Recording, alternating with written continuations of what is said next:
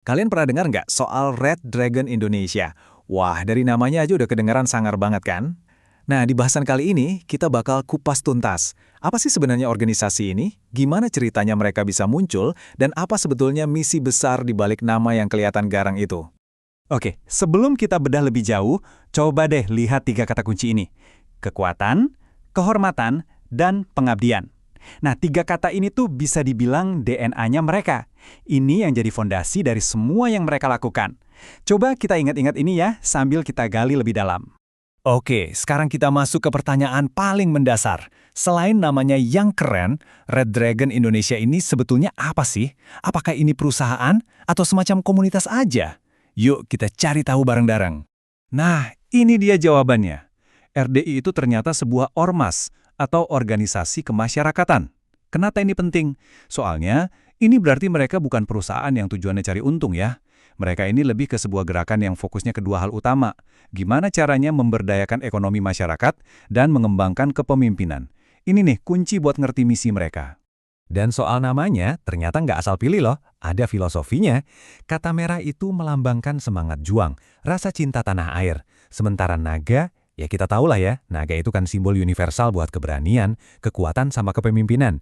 Jadi gabungan Red Dragon ini udah kayak sebuah pernyataan misi dalam dua kata. Keren banget kan? Setiap organisasi besar pasti punya cerita awal kan? Nah sekarang yuk kita coba flashback sedikit. Kita lihat gimana Red Dragon ini lahir. Ceritanya tuh klasik banget, bener-bener dari nol sampai akhirnya jadi gerakan skala nasional. Perjalanan mereka ini bener-bener dari bawah, dari akar rumput. Mulainya dari mana coba? Dari bisnis server pulsa. Sesuatu yang kita kenal banget kan? Dari situ, pelan-pelan mereka bangun jaringan UMKM di desa-desa. Tapi yang bikin ceritanya makin menarik, mereka tuh sempat kena krisis besar loh. Finansial, hukum, wah hampir hancur semuanya. Tapi justru dari situ, mereka bangkit. Mereka malah bikin sistem yang lebih rapi, bangun akademi sendiri, sampai akhirnya sah jadi ormas nasional. Perjalanan kayak gini nih yang benar-benar ngebentuk karakter mereka. Nah, kutipan ini kayaknya ngerangkum semuanya deh. Dengerin ya. Tidak lahir dari kemewahan, tapi dari luka, kerja keras, dan tanggung jawab. Wow. Ini benar-benar negasin kalau mereka itu dibentuk oleh tempaan badai. Bukan lahir dengan sendok perak. Ini nih, itu cerita mereka yang paling emosional. Oke, kita udah lihat cerita masa lalunya. Sekarang, yuk kita lihat cetak biru atau blueprint yang jadi panduan mereka saat ini. Apa sih visi, misi, dan nilai-nilai yang mereka pegang teguh? Ini dia visi besar mereka. Bisa kita lihat ada 4 pilar utama. Coba perhatiin deh fokusnya. Kuat secara ekonomi, matang secara mental, bersih moralnya, dan unggul kepemimpinannya.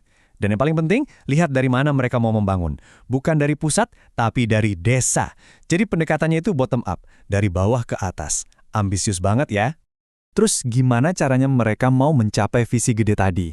Nah, jawabannya ada di misi-misi ini. Mereka itu nggak cuma ngelatih orang, tapi mereka bangun ekosistemnya sekalian. Mulai dari mencetak kader, bikin pengusaha-pengusaha baru di level akar rumput, bahkan sampai menghubungkan warung-warung kecil dengan dunia digital. Jadi semuanya itu saling nyambung dan saling nguatin.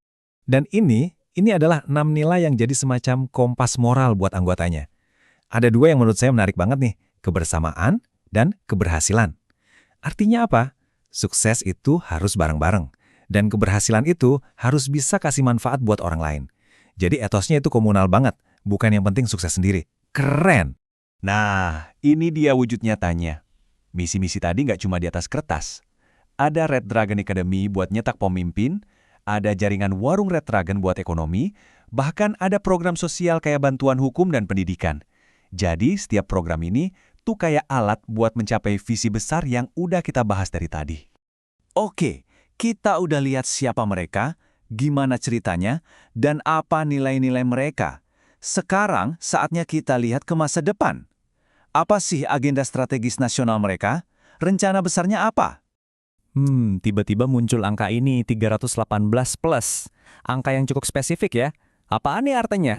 Ternyata itu adalah target awal jumlah desa binaan di seluruh Indonesia. Wow, bayangin 318 lebih desa binaan. Ini bukan main-main di satu provinsi aja, tapi skalanya nasional. Ini benar-benar langkah awal yang super ambisius. Dan agenda 7 poin ini nunjukin roadmap mereka. Alurnya jelas banget. Mulai dari desa binaan tadi, terus nguatin cabang di daerah, bikin sertifikasi kader, digitalisasi, sampai ke tujuan akhirnya yang gede banget, ngebina kader politik yang bersih, bahkan bikin holding company buat bisnis rakyat. Ini benar-benar visi jangka panjang yang terstruktur banget. Sebagai penutup, biasanya cara terbaik buat nangkep jiwa sebuah organisasi itu, ya dari moto dan slogannya. Yuk kita dengerin apa moto mereka. Motonya, puitis tapi dalam banget maknanya. Menang dengan hati, maju dengan cinta, tinggi dengan hormat. Ini nunjukin kalau buat mereka bukan cuma soal menang atau maju, tapi gimana caranya kita menang dan maju. Ini jadi pengingat ya, kalau proses itu sama pentingnya dengan hasil akhir. Dan terakhir, slogan mereka. Ini benar-benar ngerangkum semua yang udah kita bahas dalam 3 frasa simpel tapi kuat. Membangun rakyat, mencetak pemimpin, dan menjaga negeri. 3 pilar yang jadi inti dari Red Dragon Indonesia. Jadi dari cerita sebuah server pulsa kecil sampai jadi agenda nasional yang super ambisius, kita udah lihat bareng-bareng blueprint dari Red Dragon Indonesia. Ini bikin kita mikir ya, apa sih sebetulnya resepnya buat membangun sebuah gerakan yang benar-benar dari bawah? Dari akar rumput, sampai bisa jadi sebesar ini? Mungkin jawabannya ada di antara 3 kata tadi, kekuatan, kehormatan, dan pengabdian.